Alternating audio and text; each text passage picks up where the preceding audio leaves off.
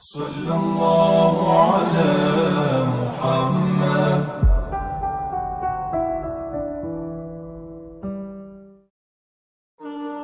جناب عمر کا نام صرف کام نہیں، حضرت عمر کا نام انقلاب برپا کر دیتا ہے۔ حضرت عمر کا نام کفر کے ایوانوں میں جبر، ظلم، شرک کی وادیوں میں جب حضرت عمر کا نام بھی لیا جائے تو بے ایمان کانپنا شروع ہو جاتے۔ حضرت عمر فاروق رضی اللہ تعالی عنہ، حضرت عمر معمولی شخص نہیں، معمولی آدمی نہیں۔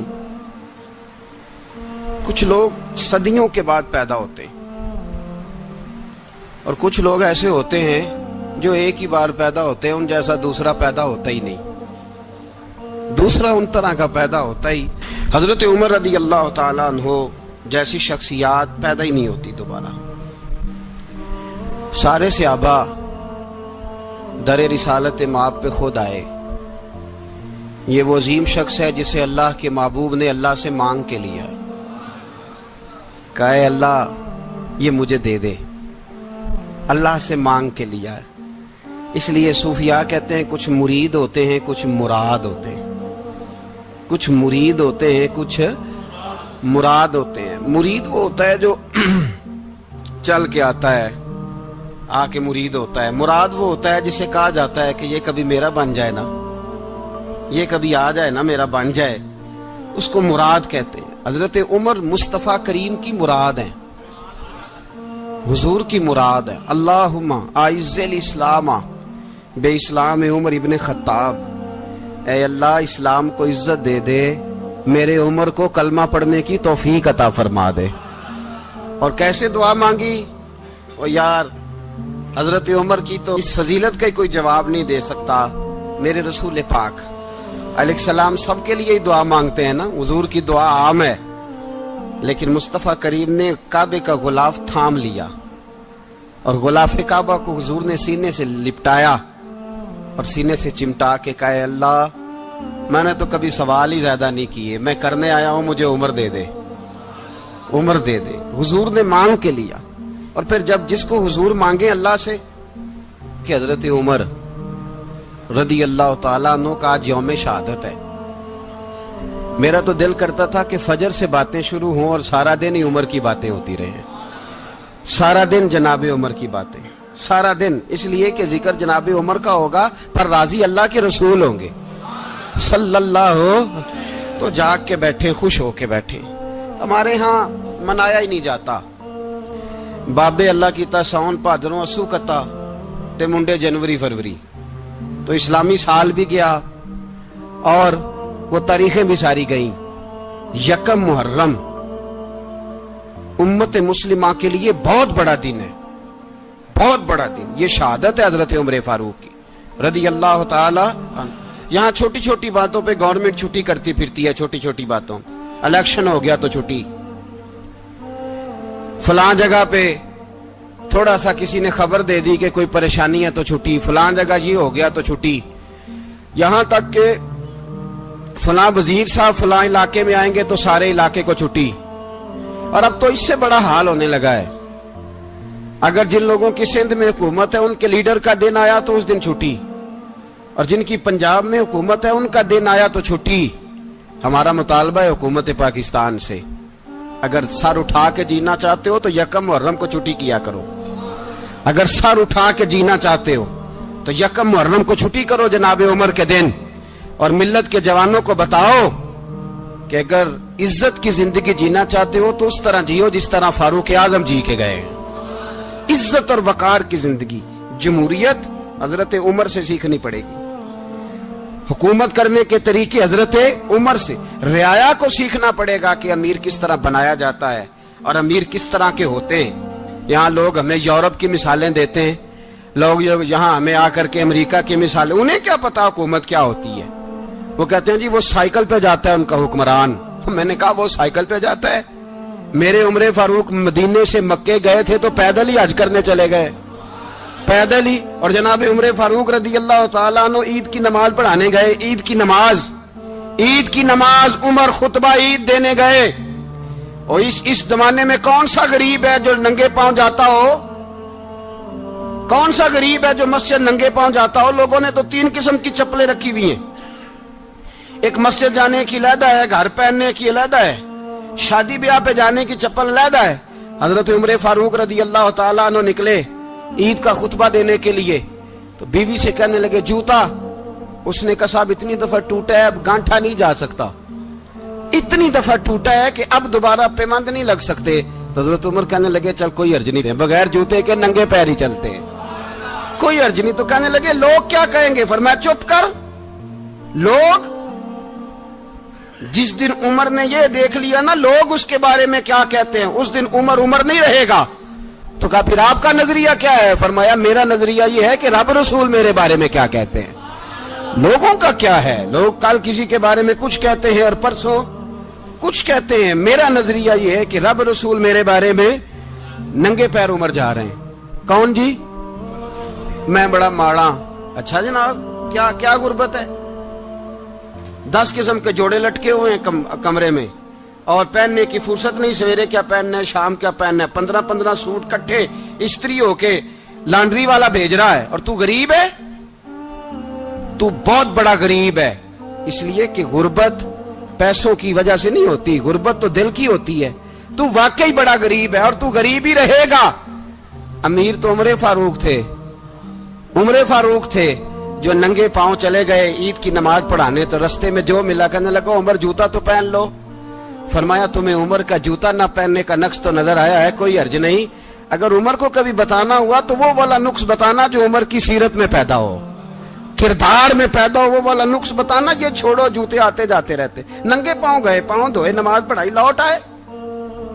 او بھائی یہاں تو ہمارا بناؤ سنگار اترنا، جتنی توجہ کپڑوں کی طرف ہے اتنی توجہ کبھی ہماری علم کی طرف ہوتی نا، جتنا ذوق شوق ہمارا بناؤ سنگار کی جانب ہے، اتنا بناؤ سنگار کبھی ہمارا اخلاقیات کی جانب ہوتا تو معاملات بڑی حد تک سنورے ہوئے ہوتے۔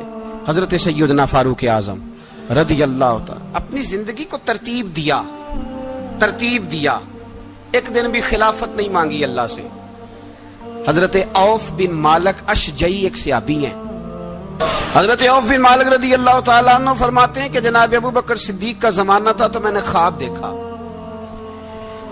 میں نے خواب میں جناب عمر کو دیکھا، اور میں نے دیکھا کہ کوئی کہنے والا کہہ رہا ہے کہ عمر وہ ہے کہ اللہ کے رستے میں کوئی اسے جتنا مرضی برا بھلا کہے یہ پرواہ نہیں کرتا۔ کس کے رستے میں؟ بولے سارے۔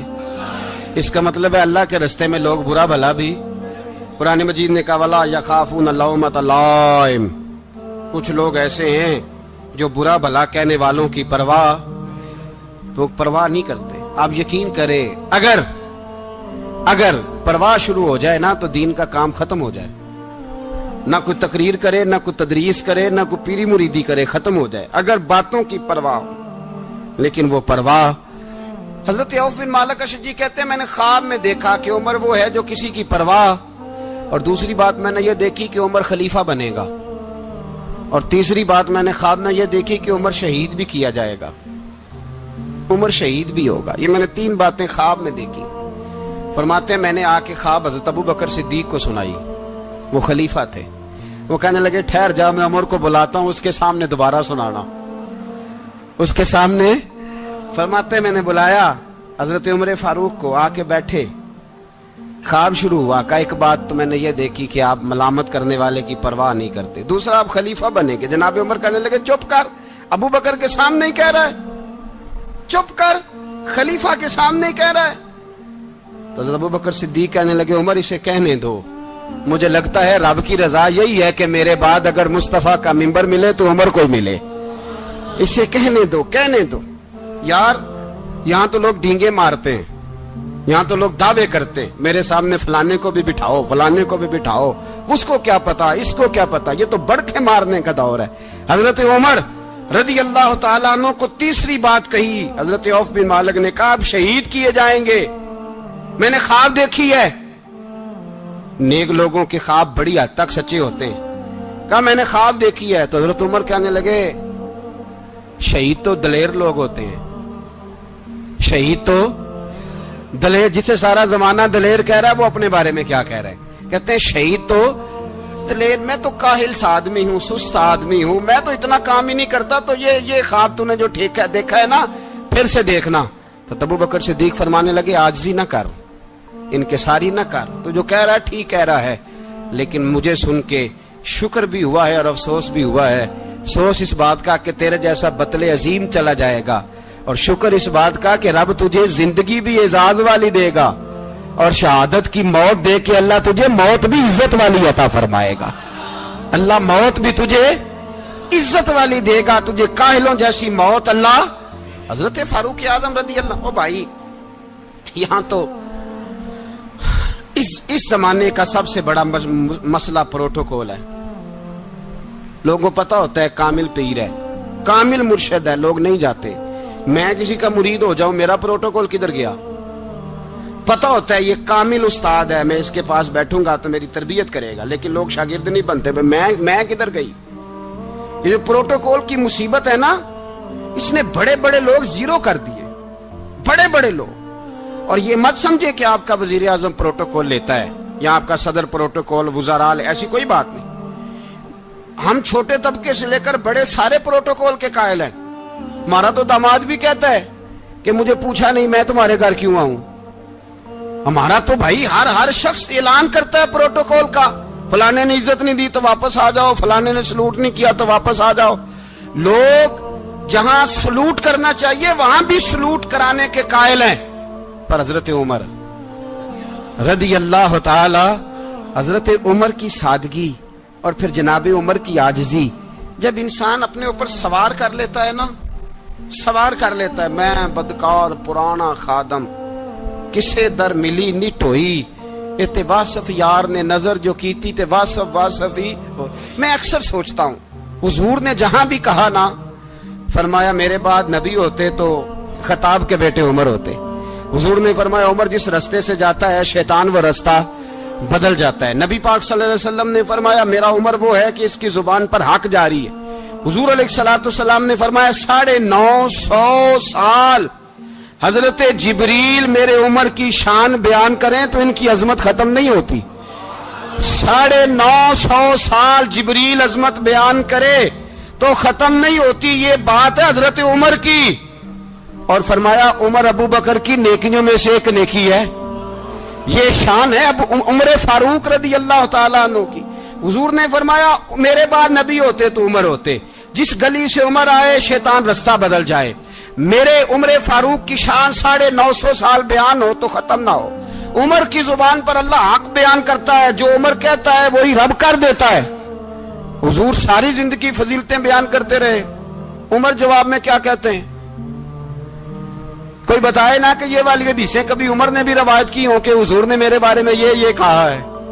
یہ روایتیں وہ روایت نہیں کرتے، ان سے جب لوگ کہتے عمر تیری بڑی بات ہے تو عمر رو پڑتے، کہتے میں تو اونٹ چرانے والے باپ کا بیٹا ہوں، میں تو اونٹ چرانے والے باپ کا بیٹا، اونٹ چرا۔ اس سے آگے عمر گئے ہی نہیں ساری زندگی، اس سے آگے لفظ ہی نہیں ادا کی۔ اور میں تو بھائی اونٹ چرانے والا، میرا باپ تو اونٹ چرایا کرتا تھا، 10 اونٹ تھے، میری ڈیوٹی ہوتی تھی، سنبھالے نہیں جاتے تھے، ابا ڈنڈوں سے مارتا تھا۔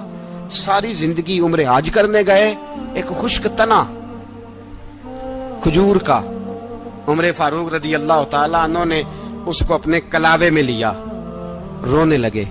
لوگوں نے کہا عمر کیا ہوا؟ فرمانے لگے یہاں میں اونٹ چرایا کرتا تھا، یہاں میں اونٹ چراتا تھا، 10 اونٹ سنبھالے نہیں جاتے تھے۔ دیکھو رسول اللہ کی شان، آج ساری امت چلانے کا طریقہ عطا فرما دیا ہے، ساری نظریے سے پیار۔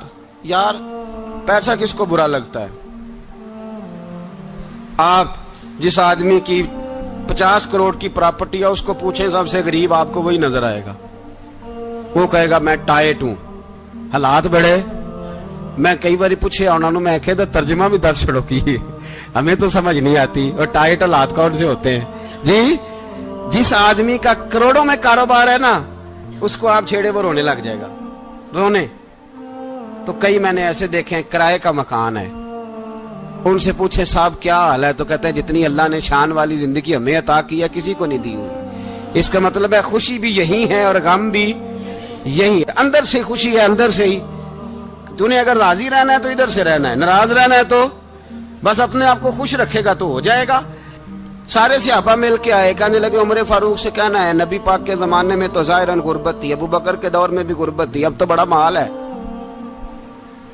عمر سے سفارش کرو کہ عمر نیا کرتا پہنا کرے۔ ملکوں کے سفیر آتے، عمر وہی پھٹی پرانی چادر اوڑھ کے اور وہی کئی جگہ پہ پیوند لگے سوٹ پہن کے سفیروں کے سامنے بیٹھ جاتا ہے۔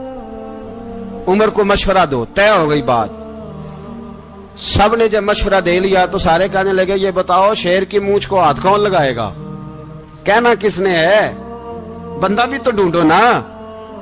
نے کہا جناب میرا یہ خیال ہے کہ مولا علی شیر خدا کہیں گے، کیونکہ جس شخص کی عمر کو سب سے زیادہ حیا کرتے دیکھا وہ شیر خدا مولا علی ہے رضی اللہ تعالی علی کہیں گے، اس لیے کہ جناب علی تو کئی دفعہ جب گفتگو کرتے تھے تو حضرت عمر چپ کر جاتے تھے اور فرماتے تھے علی نہ ہوتا تو میں ہلاک ہو جاتا۔ تو کہا علی سے کہو۔ جناب علی شیر خدا کو بلایا، کس کام کے لیے؟ جی اللہ اکبر۔ یہ ذرا آپ نے اس دور پہ اس بات کو ذرا کہا جناب ان سے کہیں کہ زیادہ نہیں، ایک کرتا نیا پہن لے، سفیر آتے ہیں وزیر آتے ہیں تو ایک کرتا نیا پہن لے۔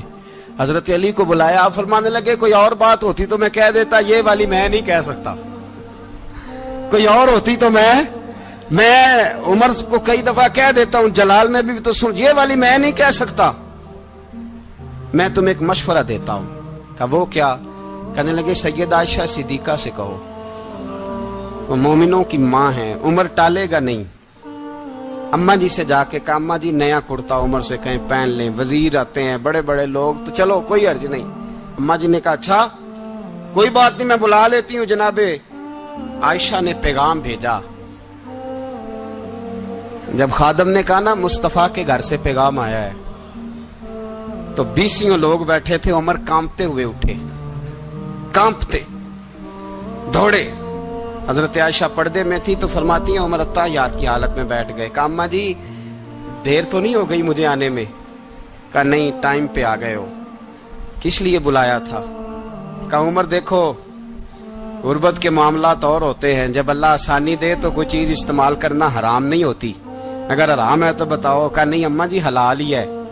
تو فرمایا پھر اتنے سفیر آتے ہیں مشیر آتے ہیں، اب تو مال غنیمت بڑا آتا ہے، ڈھیر لگ جاتے ہیں مسجد میں، تو چل ایک نیا کرتا تم بھی پہن لیا کرو، اور آپ نیا کرتا پہنو گے تو دھاک بیٹھے گی غیروں پر۔ تو صحابہ کا مشورہ ہے کہ آپ نیا لباس پہنے۔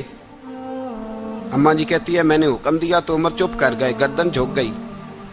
تھوڑی دیر کے بعد سیدنا عمر فاروق نے سر اٹھایا تو داڑھی پہ آنسو گر رہے تھے، رو پڑے، کہنے لگے پاک محبوب کی پاک بیوی جیسے حکم کرتی ہو میں حاضر ہوں، پر مجھے وہ والا لباس پہنانا جو میرے مصطفیٰ نے پسند فرمایا ہے، اگر یہ رنگ رسول پاک کا ہے تو میں حاضر ہوں، اور اگر نبی پاک کا نہیں تو پھر جیسے آپ حکم کریں۔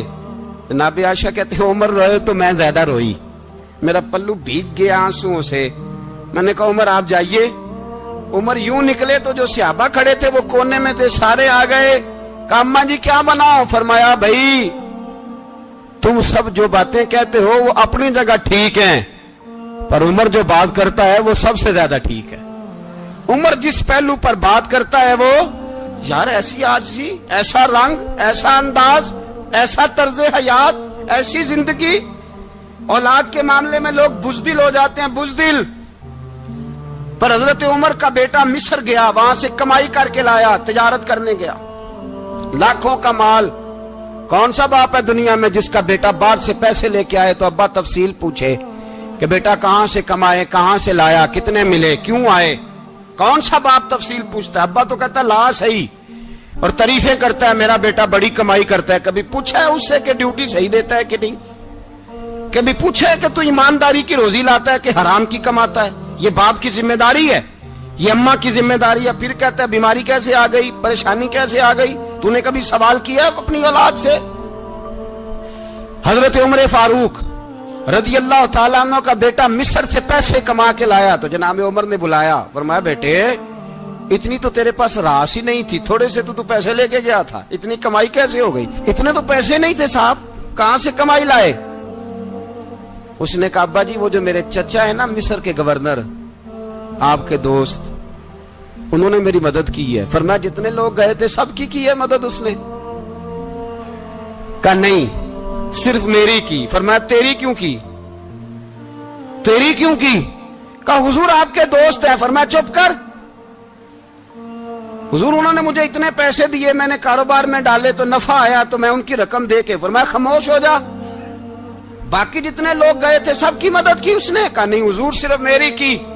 فرمایا اس نے تیری مدد نہیں کی اس نے خلیفہ کے بیٹے کی مدد کی اس لیے کہ وہ خلیفہ کو اپنے حق میں نرم کر سکے. فرمایا آدھا مال تیرا ہے آدھا مال غنیمت کا ہے مال خزانہ کا ہے مسلمانوں کا ہے اس لیے کہ تو جو وہاں سے مال کما کے لایا ہے وہ اپنے باپ کے خلیفہ ہونے کی وجہ سے کما کے لایا ہے لہذا رکھ ادھر. یہاں کہتے ہیں کدھر سے آیا کیسے آیا کون سا حساب دیں کیا کریں. او بھائی حضرت عمر رضی اللہ تعالیٰ عنہ کا اپنی اولاد کے بارے میں یہ رنگ ہے. ایک جنگ سے نا خوشبو آئی. خوشبو بڑی مہنگی ہوتی تھی عرب میں خوشبو آج بھی بڑی مہنگی ہے وہ زیادہ استعمال کرتے ہیں. میری باتوں کی سمجھ آ رہی ہے میرے بھائی؟ بڑی مہنگی خوشبو تھی. جب وہ خوشبو آئی تو حضرت عمر نے کہا گھر میں پہلے پہنچی حضرت عمر کے چونکہ زیادہ عورتیں استعمال کرتی تھی گھر کے اندر خوشبو مرد بھی لگاتے تھے. حضرت عمر نے اپنی بیوی سے کہا آپ کی زوجہ تو تھی وہ بڑی خوشبو کو پسند کرتی تھی. حضرت عمر نے اپنی زوجہ سے کہا کہ خوشبو لاؤ میں نے ایک عورت کی ڈیوٹی لگائی ہے وہ خوشبو تول کے نا تو حصہ برابر صحابہ میں بانٹ دے گی.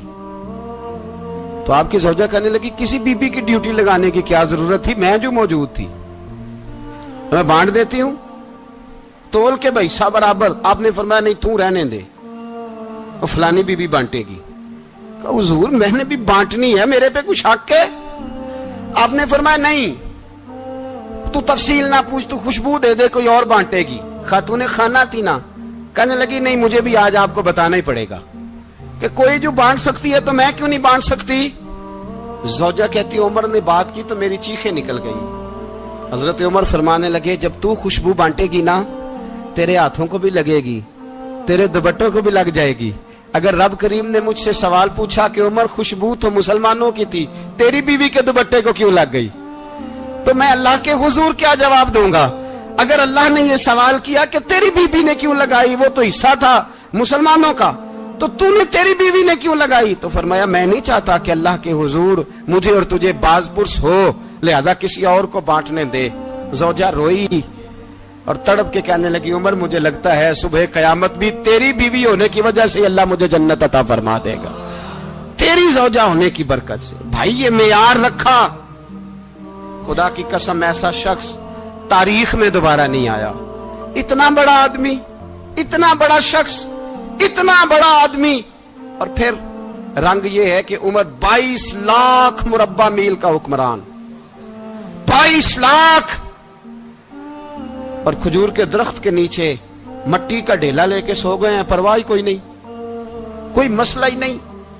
2 غلام ساتھ بیٹھے تو ایک روٹی حضرت عمر نے گھر سے منگوائی تھوڑا سا سرکہ تو غلام کہنے لگے ہم نے بھی کھانی ہے. فرمایا کوئی حرج نہیں روٹی کو پیٹ بھر کے کھانا ضروری تو نہیں 3 حصوں میں بانٹ لیتے. ایک آدمی آیا ہوا تھا مصر کا رہنے والا ملنے کے لیے.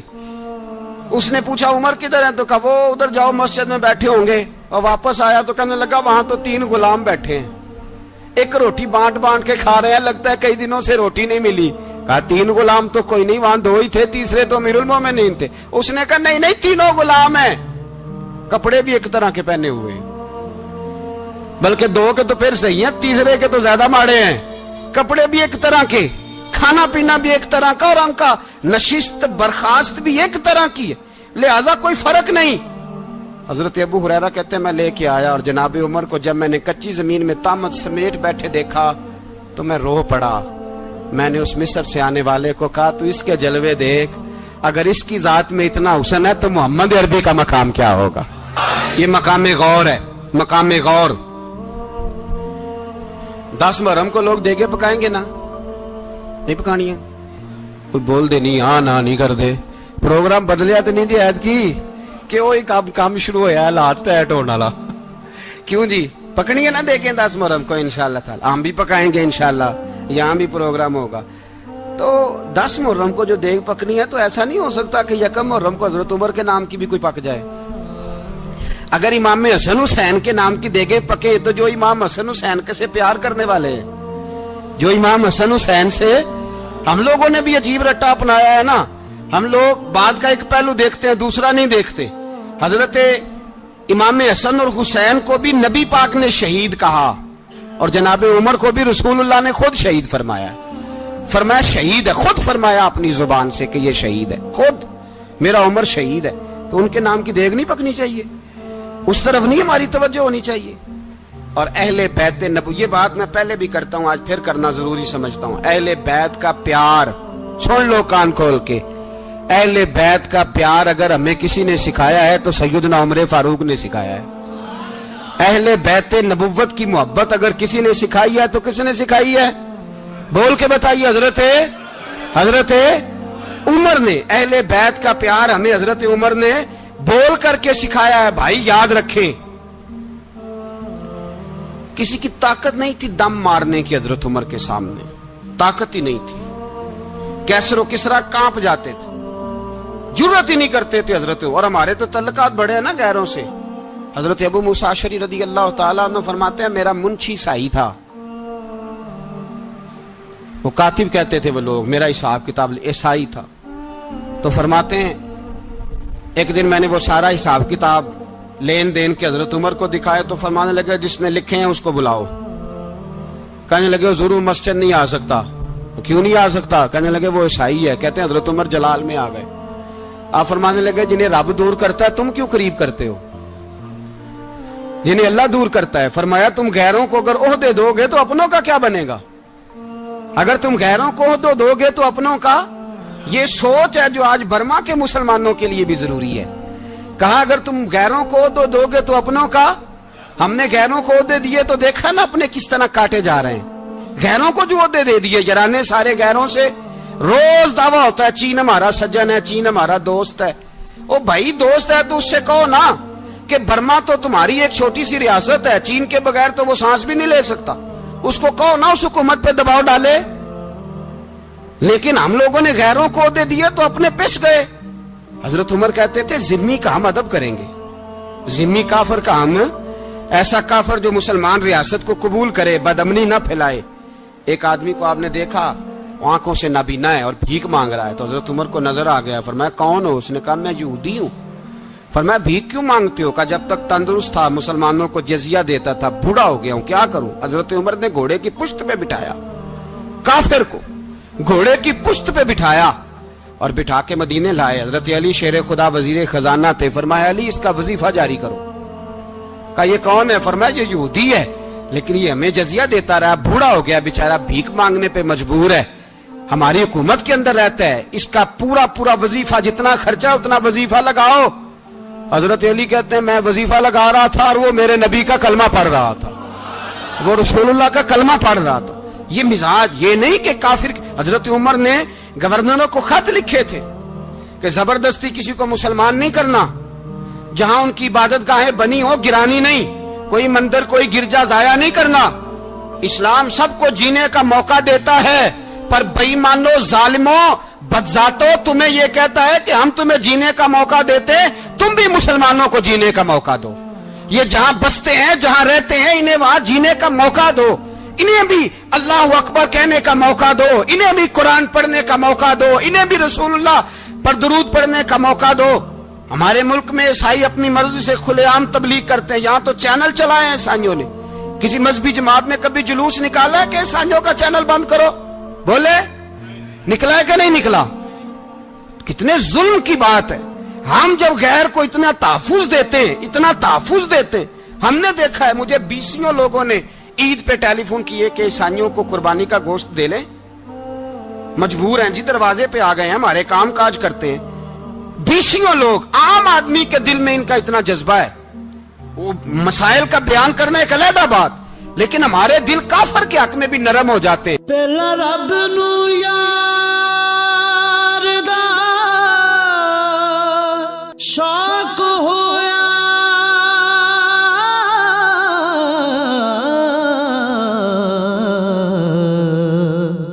نبی پاک دا کرن جمال مائیں آیا وہی لے کے ہویا ترت حاضر تے لیا یار نے یار نو پال مائیں۔ تم کس قدر زیادہ بےایمان ہو اور کفر کس قدر زیادہ ذلیل ہو گیا ہے کہ مسلمان کے حق میں نرم ہوتا ہی نہیں، اور اس سے بڑے ذلیل وہ ہیں جو ان ذلیلوں کے سپورٹر ہیں، وہ کسی عرب ملک کے حکمران ہو یا کسی اور جگہ کے، وہ بڑے ذلیل ہیں جو ان ذلیلوں کے سپورٹر ہیں، جو برما کی بچیوں کے قتل پر اپنی حکومتیں چمکا رہے ہیں، انہیں شرم نہیں آتی، اس قدر مسلمان تڑپا ہے، لیکن ان بے غیرتوں کو ذرا ہوش نہیں آئی، اور یہ ان کے کماش، ان کے دلال جو ہر جگہ ان کی سپورٹ کر کے اپنی حکومتیں قائم کرتے ہیں، ان بے ایمانوں کو پتہ نہیں کہ کب ان پر اللہ کا عذاب اترے گا اور کس طرح ان کے پرخشے اڑیں گے۔ تمہیں اپنی ذلت اور رسوائی نظر نہیں آ رہی کہ زمین کس طرح تمہارے لیے تنگ ہو گئی ہے؟ اس سے زیادہ اور تمہاری رسوائی کیا ہوگی؟ ڈرو اللہ سے، اور یہ تو دنیا کا عذاب ہے۔ ان بطش ربک لشدید، میرا رب کہتا ہے قیامت تو قائم ہونے دے، جتنا سخت تیرے رب کی پکڑ ہے اتنی کسی دوسرے کی ہو سکتی، یاد رکھیں۔ اور تھوڑا احتیاط کریں ہم سب لوگ بھی، جو ہم لوگ آدھی زبان بول کے بھی ان کی سپورٹ کرتے، اب شرم آنی چاہیے ہمیں ان حکومتوں کی سپورٹ کرتے جو مسلمانوں کی لاشوں کے اوپر حکومتیں قائم کرتے ہیں، شرم آنی چاہیے۔ بہرحال بات دور نکل جائے گی، اور میں اپنے مضمون پہ رہتا ہوں۔ اہل بیت کا پیار اگر سکھایا ہے تو جناب عمر نے سکھایا ہے رضی اللہ تعالی عنہ۔ امام حسن ملنے، آپ یقین کریں میں جب اس واقعہ کو پڑھتا ہوں تو میرا دل جھوم جاتا ہے۔ میں کہتا ہوں یار ڈاڈا ہونا اپنی جگہ پہ، عشق ہونا اپنی جگہ پہ، انسان کا باوقار ہونا اپنی جگہ، جہاں کھڑے ہونا تھا وہاں یہ کھڑے ہوتے تھے، اور جہاں جھکنا تھا وہاں یہ ان لوگوں میں اقبال نے کہا تھا تیری نگاہ ناز سے دونوں مراد پا گئے، عقلے کی یاب و جستجو، عشق حضور و اضطراب، جہاں اگر آیا ہے سامنے کیسر و کسرا تو عمر جیسا دلیر کوئی نہیں، اگر سامنے آیا ایران کا بادشاہ تو عمر جیسا تگڑا کوئی نہیں، اگر آیا ہے سامنے غسان کا بادشاہ تو عمر جیسا عادل کوئی نہیں، لیکن اگر علی کا بیٹا آیا ہے، اگر فاطمہ کے لال پارے آئے ہیں تو پھر فاروق اعظم سے جیسا محب کوئی نہیں، پھر ان سے جیسا پیار کرنے والا کوئی نہیں۔ اندر بیٹھے ہیں جناب عمر، اندر تنہائی میں کچھ وزیروں سے گفتگو ہو رہی ہے، میٹنگیں جاری ہیں۔ آپ کے بیٹے ملنے آئے جناب عبداللہ ابن عمر، ابا جی ملنے آئے، بات ٹھہرو بات کر رہا ہوں، کوئی نہ اندر آئے۔ صاحب زیادہ باہر کھڑا ہے، تھوڑی دیر گزری تو امام حسن بھی آ گئے۔ کون آئے؟ آپ کو جو ملے گا امام صاحب کا نام لینے سے، وہ سردار ہیں جنتیوں۔ کون آئے؟ سارے بولیے امام حسن، تیری نسل پاک میں ہے بچہ بچہ نور کا، تو ہے نے نور تیرا سب گھرانہ۔ امام حسن آئے تو حضرت عبداللہ ابن عمر کو دروازے پہ کھڑے دیکھا، کہا امیر المومنین کہاں ہیں؟ کہنے لگے حضرت عمر کے بیٹے۔ کہنے لگے وہ اندر بیٹھے، کچھ میٹنگ ہو رہی ہے، اور انہوں نے کہا کوئی اندر نہ آئے، لیکن آپ جانا چاہیں تو چلے جائیں، آپ جانا چاہیں تو، تیری نسل پاک میں ہے بچہ بچہ نور، آپ جانا چاہیں تو چلے جائیں۔ تو انہوں نے کہا جب آپ باہر کھڑے ہیں تو مجھے کوئی اتنا ضروری کام نہیں، اور ابھی زور کی نماز تھوڑی دیر میں ہوگی، میں مسجد میں مل لوں گا امیر المومنین سے۔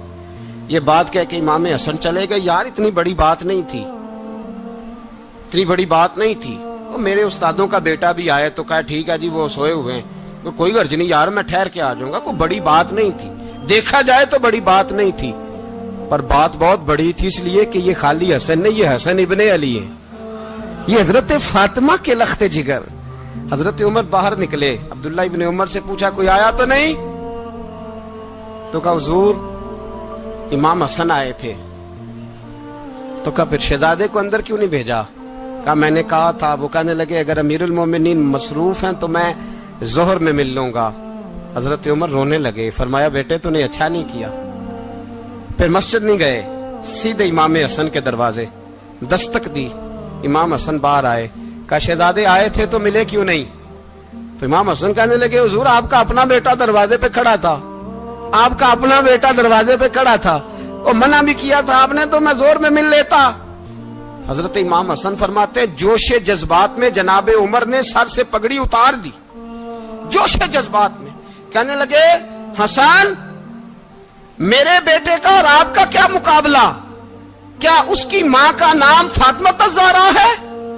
کیا اس کی نانی کا نام خدیجۃ الکبریٰ ہے؟ کیا اس کے نانے کا نام محمد مصطفیٰ ہے؟ آپ کا اور اس کا کیا مقابلہ؟ پھر رو پڑے اور کہنے لگے بیٹے میں مکے کے صحراؤں میں اونٹ چرایا کرتا تھا، یہ جو میرے سر پر عزت کے بال ہیں یہ تیرے نانے کے اگائے ہوئے، میں مکے کے خبردار شہزادے خبردار۔ او بھائی اہل بیت نبوت کے ادب کا رنگ اگر سکھایا ہے تو سیدنا عمر نے سکھایا ہے۔ حضرت عمر فاروق اتھارٹی ہے، اسلام کی اتھارٹی۔ یکم محرم حضرت عمر کی شہادت ہے۔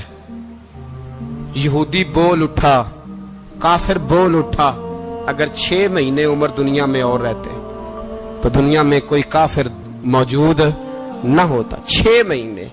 اور جب اس بطل جلیل کا جنازہ اٹھا، اللہ بخاری پڑھیے نا، اللہم ارزقنا شہادت فی سبیلک، اللہ بسترے کی موت نہ دینا، شہادت کی دینا۔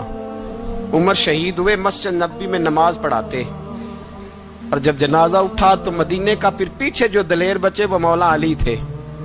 مولا علی، جناب عمر کا جنازہ اٹھا تو سب سے پہلی ہائے جو نکلی وہ حضرت علی کی زبان سے نکلی، اور حضرت علی ساری داڑھی آنسوؤں سے بھر گئی۔ لوگوں نے کہا کہ علی کیا ہوا؟ فرمانے لگے تم دیکھ نہیں رہے جنازہ کس کا اٹھا ہے؟ پلٹ کے دیکھو تو صحیح، تم پتہ نہیں یہ کون گیا ہے؟ کہ حضور کیا ہوا؟ آپ فرمانے لگے عمر اس طرح کے کام کر کے گیا ہے، اب ان کے رستوں پہ کون چلے گا؟ کون اس کے جگر راہ وفا میں؟ میں نقش ایسے چھوڑ آیا ہوں، میں جس منزل سے گزرا ہوں وہ اب تک یاد کرتی ہے۔ حضرت علی حضرت عمر کے جنازے پہ کھڑے ہو کے کہتے ہیں اللہ مجھے اس طرح کے عمل کرنے کی توفیق دے جس طرح کے عمر کر کے گیا۔ میرے بھائی بطل عزیز، بطل حریت حضرت عمر رضی اللہ تعالیٰ عنہ جو اپنی زندگی انقلاب والی گزار کے گئے۔